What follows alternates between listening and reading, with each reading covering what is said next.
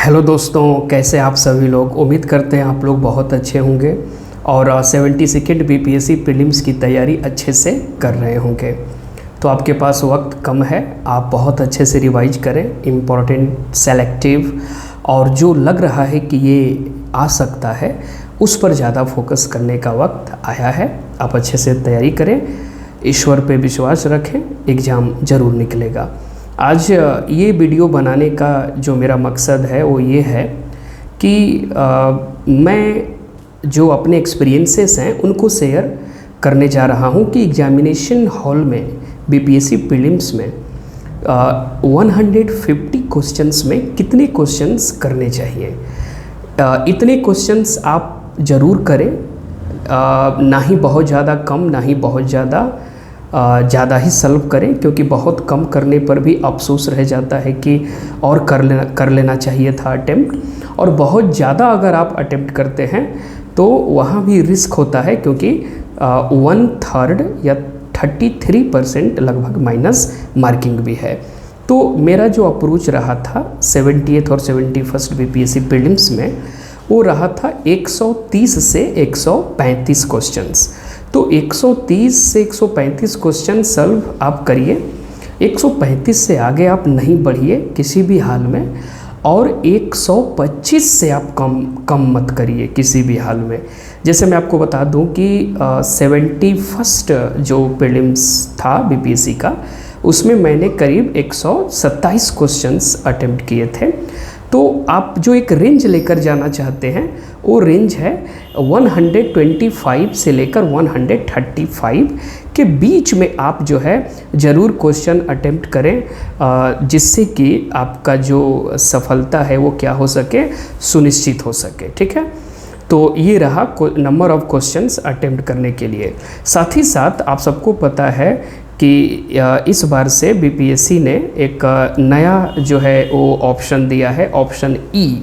अगर आप कोई क्वेश्चंस नहीं अटेम्प्ट करते हैं फिर भी आपको ऑप्शन ई को जो है क्या करना होगा, उसको जो है आपको कलर करना ही होगा OMR में। ठीक है, तो आप कोई भी जो है वो चीज़ ब्लैंक नहीं छोड़कर आ सकते हैं। ठीक, तो यहाँ पर आप जो है एक चीज़ ये देखेंगे कि इसको सॉल्व करने की स्ट्रैटेजी ऑप्शन ई को क्या रहनी चाहिए आपकी।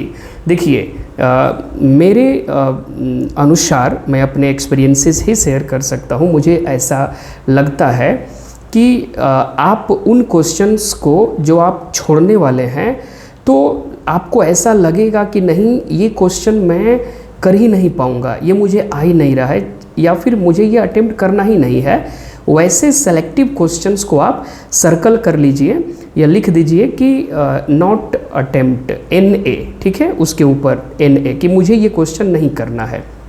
चाहे फर्स्ट रीडिंग हो, सेकेंड रीडिंग हो, थर्ड रीडिंग हो, आपको 3 रीडिंग में क्वेश्चन सॉल्व करने चाहिए।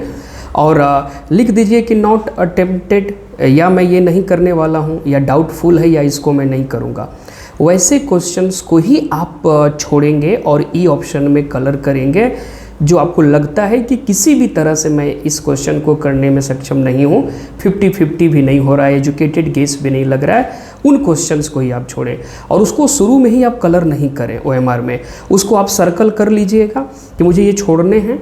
और सर्कल करने के बाद जैसे आप सारी क्वेश्चन सॉल्व कर लेंगे 125 से 135 के बीच में, उसके बाद आप पहले जो क्वेश्चंस आप अटेम्प्ट किए रहेंगे, आप पहले उनको OMR में क्या करिएगा, फिल करिएगा। और फिल करने के बाद जो आपको छोड़ने हैं उन क्वेश्चंस को लास्ट में ई ऑप्शन में कलर करिएगा।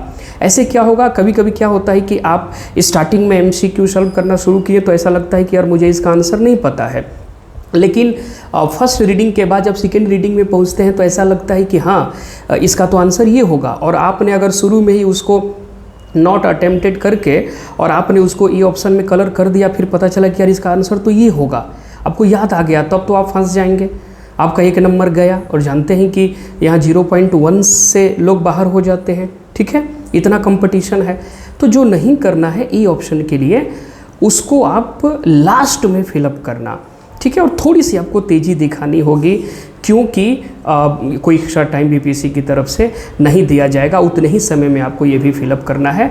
तो यही आपको स्ट्रेटजी लेकर चलनी चाहिए। और मैं ये उम्मीद करता हूँ और मैं काफ़ी ऑप्टिमिस्टिक हूँ कि आप अगर इन स्ट्रेटजीज को फॉलो करें तो आप के सफलता के जो चांस हैं, परसेंटेज हैं, वो इंक्रीज हो जाएंगे। ठीक है। और आप सभी लोग अच्छे से पढ़ाई करते रहें, वीडियो को लाइक करें और कमेंट सेक्शन में जो भी आपको बातें रखनी है वहाँ पर रखें। Thank you very much.